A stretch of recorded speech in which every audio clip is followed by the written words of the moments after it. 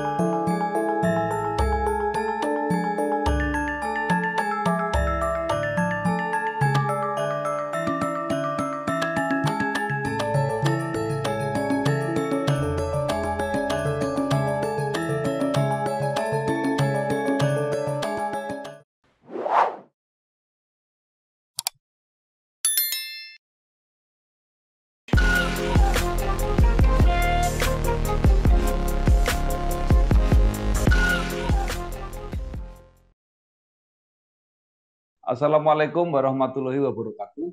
Bersama saya Bambang Sadono di kanal Inspirasi Jawa Tengah. Mudah-mudahan kanal ini selalu bisa memberi inspirasi, motivasi, dan edukasi. Kami sedang mempersiapkan beberapa video wawancara untuk ikut menyambut pilkada serentak, termasuk pemilihan wali kota dan wakil wali kota Surakarta periode 2024-2029. Saat ini saya sudah bersama dengan Bapak Dr. Andes Suwardi MSI. Beliau adalah Dekan Fisip Universitas Slamet Riyadi. Apa kabar Pak Suwardi? Alhamdulillah, Wilujeng Pak Bambang Sadono. Terima kasih sudah diundang ke podcast penjenengan. Iya, beberapa waktu yang lalu saya melihat publikasi hasil survei dari Pak Suwardi ini, luar biasa. Jadi beliau S1 di Universitas Brawijaya, S2 di Sekolah Tinggi Ilmu Ekonomi Triananda, juga kalau tidak salah S2 di UGM, kemudian S3 di Universitas 17 Agustus 45, sekarang bekerja di Unisri, tapi mungkin supaya lebih lengkap walaupun singkat, Pak Wardi mungkin bisa bercerita perjalanan karirnya sampai saat ini. Silakan Pak. Kalau karir saya sebagai dosen itu sebenarnya biasa-biasa saja. Dalam arti lebih cenderung sebenarnya nggak nggak sukses gitu. Karena apa? Karena saya jadi dosen itu sudah sejak tahun 1993 Pak Bambang. Jadi sampai sekarang ini sudah sekitar 31, 32 tahun gitu. Mestinya saya 5 tahun yang lalu itu kalau mau dikatakan sukses sudah harus guru besar. Gitu, seperti itu. Karena apa? Karena S3 saya selesaikan di Untak Surabaya itu lulus tahun 2010. Dosen itu kalau sudah S3 itu selesai, kemudian ketika itu saya sudah lektor kepala. Lektor kepala itu jabatan fungsional di bawah guru besar. Itu 5 tahun kemudian mestinya saya itu sudah profesor gitu loh. Nah ini saya sudah sejak lektor kepala dan sampai dengan selesai S3 itu belum meraih guru besar gitu. Sehingga saya ini termasuk ya dalam tanda kutip agak gagal lah karir saya di dosen. Tapi kalau misalkan jabatan seperti dekan, kaprodi dan lain sebagainya itu kan jabatan sampingan itu bukan karir Pak Bang, kalau di perguruan tinggi itu. Mengapa itu sibuk survei. Iya, Gitu. iya. Saya Nemenin kira teman-temannya Pak. iya, guru besar itu sebentar lagi lah itu eh, formal itu. Tapi justru saya tertarik itu masih sempat survei. Nah, Pak Iya, Suwardi ini kan seperti kota lain, nah kabupaten lain, Surakarta ini juga akan ada pilkada. Nah, mungkin Bapak bisa betul. bercerita bagaimana situasi kota Surakarta ini menjelang pilkada. Iya, saya melihatnya ada dinamika, Pak Bambang. Ada dinamika, tidak seperti pilkada 2 atau 3 periode yang lalu, gitu. Dua, 3 itu 2010, 2014, kemudian 2014, 15, 2019, 2020. Nah, 2024 ini nampaknya di Solo akan ada pergeseran. Kalau 2010, 2015, 2020 itu dominasinya PDIP sangat kuat sekali dan di situ di 2010 itu muncul tokoh yang namanya Joko Widodo yang sekarang jadi presiden itu yang menjadikan stabilitas peta politik di Solo Raya itu bertahan sampai dengan 2020 itu. Nah, dinamika politik itu terjadi bergeseran itu diawali dengan dalam tanda kutip itu pecah kongsinya antara Presiden Joko Widodo dengan PDIP itu. Jokowi dan keluarga dengan PDIP itu sangat sangat berpengaruh sekali terhadap dinamika politik yang ada di Solo, bahkan saya melihatnya Jawa Tengah, Pak Bambang. Bukan hanya Solo ini, Jawa Tengah, termasuk imbasnya di nasional itu. Sehingga tempo hari pasangan 03 yang didukung oleh PDIP itu kalah telak di kandang banteng gitu, seperti itu, di kandang banteng. Di Solo kalah telak, di Jawa Tengah juga kalah dan lain sebagainya. Itu menunjukkan uh, fenomena terjadinya pergeseran stabilitas dominasi atau hegemoni kekuatan politik PDIP khususnya di Solo. Seperti itu Pak Bambang.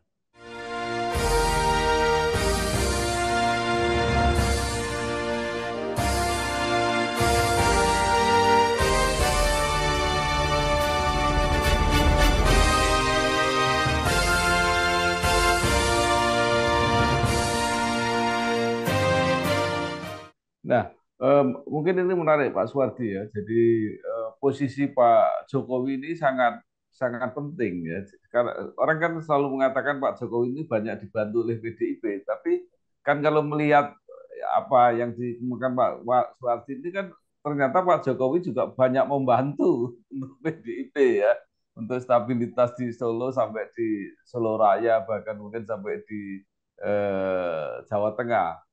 Nah, ini nanti kan Pak Mas Gibran kan tidak akan maju karena kemungkinan besar akan Betul, dilantik sebagai Wapres. Nah, terus dampaknya di betul. Surakarta seperti apa, Pak?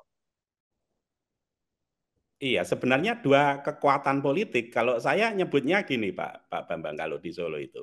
Ini ada kekuatan politik kubu sumber, ya, tempat tinggalnya Mas Gibran dan keluarga Presiden Jokowi itu, dan kubu Pucang Sawit, tempatnya Pak Rudi itu, tempatnya Pak Rudi. Nah, dua kekuatan politik sebenarnya kalau bersatu itu tidak ada lawan, Pak Bambang.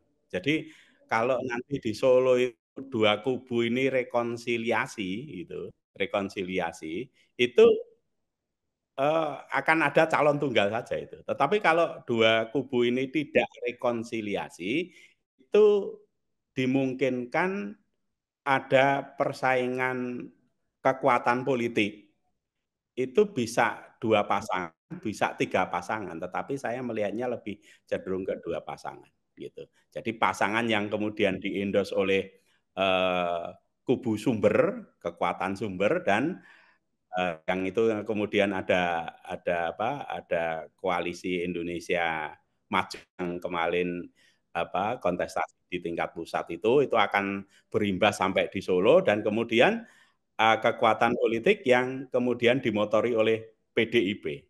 Itu akan ada persaingan di situ. Mungkin juga akan muncul 3 pasangan, tetapi saya nggak terlalu yakin, karena Kak, 3 pasangan ini tentu saja ada sempalan dari ini, ada sempalan dari kubunya Sumber. Nah, kubunya Sumber, kemudian ada sempalan itu kelihatannya juga nggak make sense lah, gitu, seperti itu. Kemungkinan juga tidak akan dibiarkan oleh para elit yang ada di Jakarta seperti Pak Prabowo, terus kemudian Presiden Jokowi dan kemudian juga PAN. PAN ini juga cukup cukup signifikan ada di Solo gitu, Pak Zulkifli Hasan yang ada di pusat itu saya kira tidak akan membiarkan itu membangun palan yang kemudian mengusung bakal calonnya sendiri gitu. Sehingga saya yakin itu 2 pasangan, Mbak Bambang. Pak Suwardi, apakah tidak Iya. ada tanda-tanda atau kemungkinan rekonsiliasi tadi kubu Sumber dan kubu Pucang Sawit? Saya melihatnya sebenarnya ada, Pak. Saya melihatnya sebenarnya ada, cuman kan apa, peta politik atau psikologi politik di Solo ini kan lebih banyak bergantung kepada elitnya di Jakarta, Pak.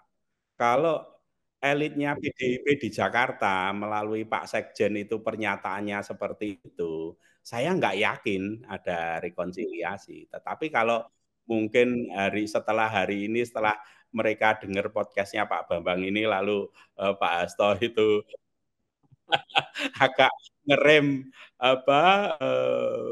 komentarnya begitu mungkin bisa, Pak. Karena apa? Karena terus terang saja, masyarakat Solo itu masyarakat yang menginginkan adem, ayem, tentrem begitu. Jadi tidak suka pada konflik begitu, seperti itu. Nah, mereka masih tetap berharap dua dua kubu ini bersatu. Kemarin banyak yang menyayangkan, kenapa sih kok harus saling mentikam seperti itu? Persaingan pilpres itu ya sebenarnya kan biasa saja bagi masyarakat Solo, tetapi jangan kemudian serangannya pada aspek personal, pada keluarga dan lain sebagainya, itu yang kemudian masyarakat Solo itu menganggap itu, wah ini sudah tidak ini, tidak apa, tidak baik. Karena itu maka ini kalau misalkan jadi lebih baik, di Solo sendiri Pak sama Pak Rudi itu. Jadi ketika PDIP suaranya turun, kehilangan 10 kursi, lalu calon presidennya itu kalah, Pak Rudi itu temennya sangat sejuk sekali gitu, sangat sejuk sekali. Jadi Pak Rudi menyampaikan statement bahwa kader PDIP tidak boleh merugikan masyarakat. Kader PDIP harus berada dalam satu komando, membantu masyarakat dan jangan merugikan masyarakat. Itu luar biasa. Dan itulah sebenarnya apa sinyal bahwa konflik tentang Pilpres yang kemarin itu sebenarnya sudah cukuplah sampai di situ. Setelah itu mari kita menciptakan satu situasi kondisi yang aman, damai, sejahtera, kemudian kalau toh ada pilkada ada bisa diselesaikan dengan baik dengan menyatu begitu Pak Bambang.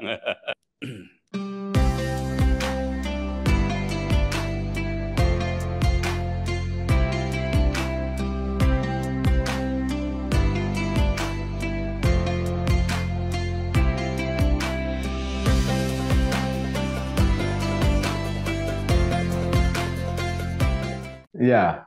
Nah, Pak Suwardi, eh, taruhlah kita andaikan bahwa akan terjadi dua kubu ya, artinya satu Ya. enggak, tiga enggak. Kalau dua kubu ada kubu Sumber, ada kubu Pucang Sawit. Itu kira-kira calon-calon yang akan diusung itu gambarannya siapa? PDIP itu terus terang aja sekarang ini tokoh yang paling paling tinggi, saya menyebutnya political personal Pak Bambang.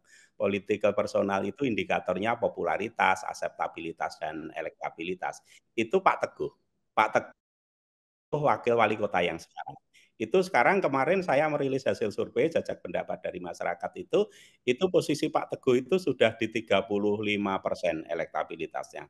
Popularitasnya sudah pada posisi mature. Mature artinya matang di angka di atas 90%. Itu Pak Teguh. Tetapi di luar Pak Teguh ini kecil-kecil Pak Bambang.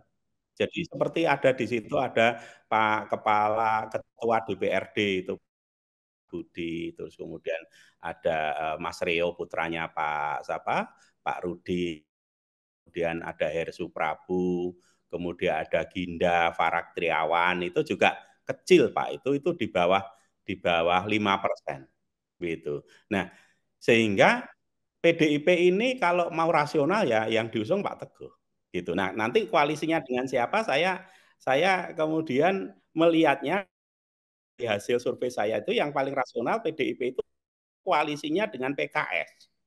Dengan PKS akan mengusung Sugeng Ri yang sekarang jadi wakil ketua DPRD itu. Nah, itu kalau itu bisa lakukan itu akan memiliki kekuatan yang lebih besar dibanding kalau misalkan PDIP ngusung kadernya sendiri. Cuman masalahnya adalah antara PDIP dan PKS ini kan ideologinya itu berbeda itu. Nah, pada tingkat grassroots itu apakah itu bisa bisa diterima itu orang-orang PDIP terus kemudian bersatu dengan PKS gitu. Tetapi kuncinya kan di dalam politik tidak ada yang kemudian tidak mungkin gitu loh. Tapi itu menarik.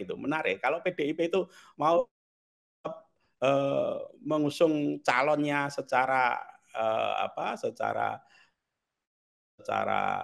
rasional dengan kekuatan politik yang kemungkinan menangnya lebih besar, ya itu pandangan hasil survei saya kemukakan di press release kemarin, ya itu antara Pak Teguh dengan si apa PDIP berkoalisi dengan si PKS itu. Bisa juga sih PDIP itu berkoalisi dengan PP dan kelompok Nahdiyin.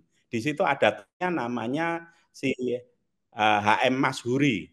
HM Mashuri ini ketua PCNU sekaligus ketua UB apa umat beragama itu apa kerukunan umat beragama itu kalau dengan PKB itu. Sedangkan kalau yang dari kubu Sumber ini saya melihatnya sudah sejak lama si Sumber ini yang kemudian direpresentasikan oleh wali kota sekarang Mas Gibran itu dalam bahasa saya itu nenteng kemana-mana si Gusti Bre itu apa Raja Mangkunegoro ke-10 itu sudah diperkenalkan ke masyarakat dan lain sebagainya karena dibawa oleh Mas Gibran yang representasi Sumber itu maka di survei saya Gusti Bre ini urutan kedua political personalnya gitu.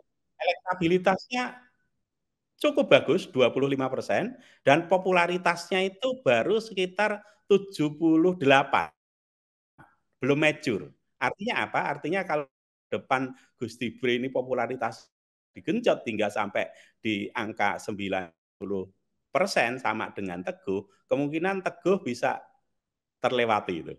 Gitu. Apalagi kemudian nanti wakil wali kotanya ini gitu, saya melihatnya yang paling kenal wakil wali kotanya ya teman dari ketua DPD Golkar Solo itu Mbak Sekar Tanjung itu. Mbak Sekar Tanjung ini di Solo namanya cukup besar karena apa? Karena harus diakui oleh semua pihak bahwa Mbak Sekar Tanjung itu putrinya Pak Akbar Tanjung. Dan Pak Akbar Tanjung saya kira kan apa dulu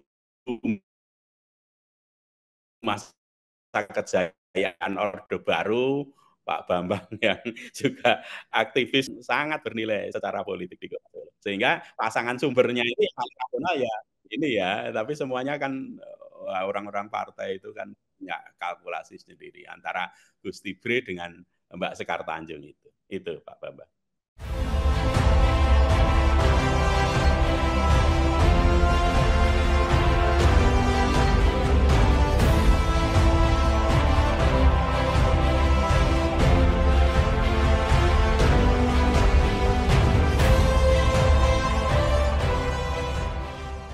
Ya, Pak Suwardi, Surakarta ini kan selain dikenal sebagai kota budaya, kan juga kota bisnis ya. Bisnisnya itu besar sekali di situ. Iya. Nah, bagaimana peluang eh, para apa ya, para bisnismen, para pengusaha ini? Karena Pak Jokowi dulu juga pengusaha, kemudian ada wakil wali kota Solo populer itu juga pengusaha. Ke depan ada tanda-tanda nggak pengusaha ini mau muncul? Iya. Survei saya Pak Bambang kemarin itu, survei jajak pendapat saya kan dua kali membuat kajian toh di bulan Maret kemarin. Itu kajian yang pertama itu saya mengidentifikasi bakal calon-calon itu dengan metode Delphi. Kemudian itu yang kemudian saya uji dengan jajak pendapat di kajian yang kedua. Selain itu saya juga di teknik Delphi maupun di jajak pendapat itu saya berusaha untuk menguji aspirasi masyarakat ini kira-kira latar belakang profesi dari calon pemilihnya yang paling banyak diinginkan itu dari latar belakang profesi apa. Dan ternyata masyarakat itu menilai mereka yang berlatar belakang pengusaha itu paling banyak. Ada sekitar 42%. 42% masyarakat Kota Solo menginginkan calon pemimpin ke depan itu berlatar belakang pengusaha. Yang kedua itu di posisi 9 ya, 32-an itu adalah dari kalangan politisi, gitu. Yang paling rendah itu dari kalangan aparat Pak Bambang ternyata. Jadi yang menginginkan TNI sama Polri itu hanya 3%, gitu, seperti itu. Jadi peluang bagi para pengusaha untuk bisa mencalonkan diri di kontestasi pilkada dan kemudian banyak disukai oleh masyarakat itu cukup tinggi. Angkanya latar belakang pengusaha itu 45% dan itu besar Pak Bambang. Begitu. Tetapi ini kalangan pengusaha ini kan di kajian yang pertama itu kan memang belum banyak yang muncul ya. Baru kemudian kalau Mbak Sekar itu statusnya apa sih? Apa pengusaha, apa politisi gitu. Gus Tibre itu ternyata juga bukan dipahami oleh masyarakat, bukan juga pengusaha, juga bukan politisi, tetapi dia Raja Solo begitu. Seperti itu. Nah, ini yang mungkin barangkali aspek itu yang bisa dikembangkan ke depan Pak Bambang. Begitu. Iya, yang menginginkan besar 42%, Iya. tapi figurnya belum ada yang muncul gitu, Pak. Belum ada yang muncul. Figurnya belum ada yang muncul gitu, seperti itu. Nah, mungkin barangkali kalau ke depan itu H-6 bulan ya, sekitar di bulan Mei, Juni, itu saya akan menyelenggarakan survei lagi Pak Bambang. Itu mungkin barangkali di situ sudah muncul tokoh pengusaha ini sekaligus melalui podcast Ponjengan ini yang para pengusaha di Solo yang kepengen running itu segera siap-siap saja bulan Juni saya mau survei. Karena apa masalah yang akan dihadapi juga banyak di bidang bisnis, sebagian juga di bidang budaya. Menurut Pak Suwardi sebenarnya apa sih persoalan-persoalan yang akan menjadi tantangan para wali kota maupun wakil wali kota baru di Surakarta nanti? Salah satunya adalah mempertahankan pertumbuhan ekonomi. Mengatasi pengangguran, tetapi mengatasi pengangguran, mengatasi kemiskinan, itu kalau tidak ada pertumbuhan ekonomi kan juga susah juga. Nah, pertumbuhan ekonomi di masa Mas Gibran ini cukup tinggi, cuman harus dipahami, pertumbuhan ekonomi yang tinggi di masa Mas Gibran itu lebih banyak disupport dari industri manufaktur, dari pembangunan fisik, Pak. Kita tidak bisa selamanya mengandalkan proyek-proyek pembangunan fisik karena keterbatasan sumber sumber daya pembangunan gitu. Kalau Mas Gibran kemarin oke karena putranya presiden banyak proyek-proyek yang di kementerian itu yang masuk ke Solo. Tetapi apakah setelah itu juga akan digelontor seperti itu lagi kan juga masih belum. Sehingga saya untuk mempertahankan pertumbuhan ekonomi tidak bisa kemudian kita mengandalkan pembangunan infrastruktur sebagaimana yang dilakukan oleh Mas Gibran. Mas Gibran itu gampang saja itu untuk meningkatkan pertumbuhan ekonomi karena banyak modal yang masuk ke Solo. Tapi ke depan itu lebih sulit gitu. Karena itu maka fasilitas pelayanan publik di Solo harus ditingkatkan sehingga banyak orang yang datang ke Solo gitu. Satu aspek sebenarnya yang lama saya pikirkan itu yaitu tentang pendidikan, maksimalisasi industri pendidikan. Itu belum itu. Solo dan Jogja itu jaraknya dekat loh, Pak Bambang. Itu kalau naik KRL itu hanya 45 menit, tetapi Jogja itu industri pendidikannya luar biasa. Dan Jogja itu sudah kredit itu. Kenapa tidak kan Solo menawarkan diri industri pendidikan itu. Sehingga dapat limpahan sebagian yang sudah kredit di Jogja itu berpindah ke Solo. Cuman itu yang harus dipersiapkan adalah memang harus ada kerjasama antar stakeholder khususnya yang di perguruan tinggi dan pemerintah kota. Selama ini kan nggak ada. Jadi antara pimpinan perguruan tinggi dan perguruan tingginya di Solo itu cukup banyak gitu. Salah satunya adalah tempat saya bekerja. Itu belum ada. Jadi pemerintah kota itu belum menyentuh ke arah situ. Gimana bisa kemudian industri pendidikan itu disupport oleh pemerintah kota sehingga banyak para anak bangsa dari luar Jawa, dari luar negeri itu kuliahnya itu sekarang beralih ke jangan ke Jogja semuanya. Jogja sudah penuh, sudah kredit gitu loh seperti itu. Gitu Pak. Gitu. Ini yang belum dipikirkan gitu seperti itu.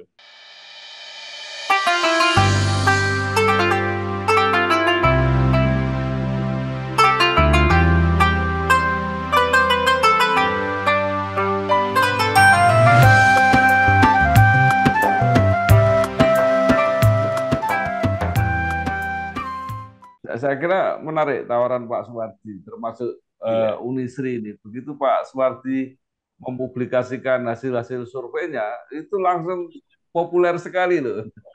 Terima kasih Pak Bambang. Karena dari tempat lain nggak banyak yang ikut berpartisipasi seperti itu. Nah, Iya. sekarang pertanyaan saya begini, Pak Suwardi. Pak Mas Gibran sukses karena Iya. banyak proyek-proyek yang mungkin di luar APBD yang karena pengaruh dari Pak Jokowi sebagai presiden.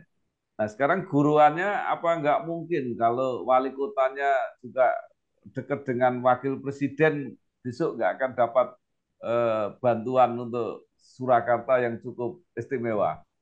Oh beda Pak Bambang, beda.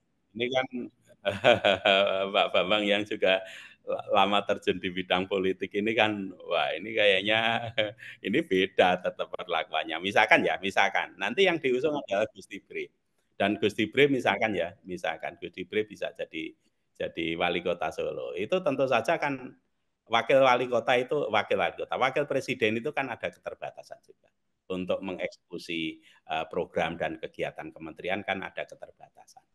Kecuali kalau misalkan nanti Mas Gibran itu di periode berikutnya gitu bisa jadi presiden, ya mungkin itu. Tetapi kalau posisinya di wakil, saya nggak terlalu yakin kemudian banyak proyek-proyek pemerintah pusat yang juga dialirkan ke Solo. Mungkin juga butuh keseimbangan. Solo kan kemarin sudah, daerah lain kan seperti itu. Mungkin bisa juga seperti itu. Tetapi apapun, masyarakat Solo ini kan sebenarnya juga berharap seperti yang diharapkan Pak Bambang Sadono itu. Kemarin ketika saya wawancarai tokoh-tokoh ya, saya wawancara tokoh di kajian pertama itu dengan teknik Delphi itu saya wawancara tokoh. Wawancara tokoh itu salah satu yang muncul adalah calon wali kota memiliki jejaring di tingkat pemerintah pusat. Salah satu karakternya itu gitu loh. Karena apa? Karena melihat kalau punya jejaring dengan pemerintah pusat itu akan banyak proyek kegiatan yang ada di kementerian itu yang mengalir ke Solo gitu. Ya, kalau sebanyak yang dimiliki oleh Mas Gibran itu tentu saja yang enggak, tetapi kalau misalkan nanti wali kotanya juga masih komunikasinya lancar, bagus, baik dengan pemerintah pusat, dengan Mas Gibran, dengan mungkin Presiden Prabowo itu ya, kemudian juga di situ ada Pak Jokowi yang tempat tinggalnya juga di Solo dan lain sebagainya itu ya mungkin ya kalau tidak sebanyak kemarin ya separuh aja udah oke lah itu. Ya, baik, Pak Suwardi. Mas Gibran dinilai berhasil karena lebih mudah mendapatkan dana karena jejaringnya itu. Tetapi selain faktor itu, apa sebenarnya keberhasilan Mas Gibran, terutama dari segi ide-idenya? Saya lihat banyak hal-hal yang baru yang ada di Kota Surakarta, lepas dari cara mendanainya seperti apa. Iya, betul Pak Bambang. Saya ini doktor ilmu administrasi Pak Bambang. Saya paham betul bagaimana tata kelola administrasi publik itu dalam proses menghasilkan good governance, tata kelola pemerintahan yang baik. Dan saya amati Mas Gibran ini luar biasa. Walaupun dia mungkin pendidikannya tidak sampai di tingkat S3 gitu, tetapi kemampuan untuk menjalankan tata kelola pemerintahan itu hampir seluruh prinsip-prinsip administrasi publik yang bagus itu dia terapkan dengan baik. Seperti misalkan, dia sangat tidak suka dengan formalitas. Dia sangat lebih suka pada hal-hal yang bersifat teknis, hal-hal yang kemudian mempermudah, regulasi dipermudah, hubungan komunikasi dengan masyarakat gampang, memutuskan anggaran tidak bertele-tele, bekerja sama dengan orang itu lalu tidak pakai banyak protokol.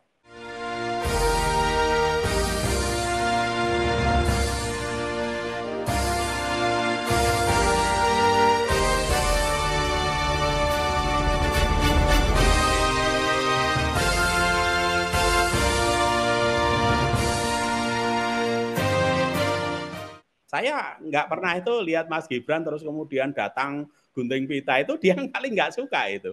Upacara dia nggak suka, bahkan upacara peringatan hari jadi Kota Solo dia diserahkan kepada Gus Tibre, itu bukan dia yang kemudian jadi inspektur upacara. 17 Agustus juga begitu. Itu menunjukkan bahwa Mas Gibran ini tidak terlalu suka dengan hal-hal yang bersifat formal, hal-hal yang bersifat regulasi. Gibran ini lebih cenderung menjalankan model pemerintahan yang berorientasi pada tujuan, bukan pada aturan. Nah, ini yang luar biasa di Gibran itu gitu. Nah, ini kita harapkan nanti wali kota yang akan datang, apakah itu nanti dari Pak Teguh ataupun dari PDIP, dari kubunya Pucang Sawit maupun dari kubunya Sumber, ini model-model administrasi publik yang berorientasi pada tujuan itu dilanjutkan gitu loh. Tidak hanya berhenti sampai di Mas Gibran. Setelah Mas Gibran nanti kembali lagi ke model-model pemerintahan yang berorientasi pada rule, pada aturan. Wah, ini setback ini. Gitu. Jadi satu kekuatan Mas Gibran yang selama ini tidak pernah dikampanyekan, disuarakan orang, itu saya melihatnya pada aspek itu. Dia mampu mengelola suatu model pemerintahan yang orientasinya pada tujuan, dan itu sama persis dengan model-model usaha yang seperti itu. Yang penting hasilnya jangan terkutat pada aturan kan, seperti itu. Iya, baik Pak Suwardi, terakhir. Kalau melihat tadi ya faktor-faktor politik, misalnya faktor PDIP yang kuat, kemudian faktor kultural, keraton dan budaya Jawa masih kuat di Solo. Kalau melihat latar belakang perekonomian, faktor pengusaha juga punya peran yang sangat besar. Sosiologi politis terbaru, psikologis, pengaruh Pak Jokowi dan keluarga juga besar. Nah, kira-kira kesimpulannya itu nanti konfigurasinya seperti apa kalau semua formula itu bergerak? Iya. Jadi saya bayangkan kekuatan politik ini sama istilahnya itu tampil dengan penuh kekuatan, tampil dengan kekuatan yang maksimal antara kubu Sumber dan kubu Pucang Sawit gitu. Nah, kubu Sumber itu mengusung Teguh Prakoso dengan Sugeng Rianto, dan kemudian kubunya Pucang Sawit mengusung Teguh dan tadi Sugeng Rianto, kemudian kubunya Sumber itu mengusung Gus Tibre dengan Sekar gitu. Kalau itu terjadi, ini pertarungannya seru, Pak Bambang. Pertarungannya seru. Saya tidak bisa memprediksi siapa itu yang menang, kecuali nanti saya berdasarkan hasil riset saya. Tetapi secara teoritis itu sangat memiliki kekuatan yang kira-kira seimbang lah, gitu. Seperti itu. Nah, nanti siapa yang kemudian akan tampil menjadi pemenang itu bergantung kepada komunikasi politik yang dilakukan oleh para kandidat itu dengan masyarakat. Juga selain komunikasi politik juga dukungan sumber daya logistik politik. Itu yang harus juga menentukan. Katakanlah di kubunya Sumber, Presiden Jokowi juga akan meng-backup secara keseluruhan, kemudian secara penuh begitu, kubunya Pucang Sawit juga akan tampil dengan kekuatan politik yang luar biasa di PDIP dan di PKS itu, ini akan menjadi pilkada yang menarik, Bang. Ya, baik, luar biasa. Terima kasih sekali Bapak Dr. Andes Suwardi MSI, Dekan FISIP Universitas Sama-sama, Slamet Bang. Riyadi, yang menggambarkan bagaimana pilkada Solo ini dengan dinamikanya yang luar biasa, menarik, ya. Tapi mudah-mudahan apapun akan menghasilkan figur-figur yang ideal, yang bisa menyelesaikan dari persoalan-persoalan yang dihadapi Kota Surakarta. Sekali lagi terima kasih, sukses Pak Suwardi, matur nuwun. Terima kasih Pak Bambang, terima kasih. Ya, oke. Wassalamualaikum warahmatullahi wabarakatuh. Waalaikumsalam warahmatullahi wabarakatuh.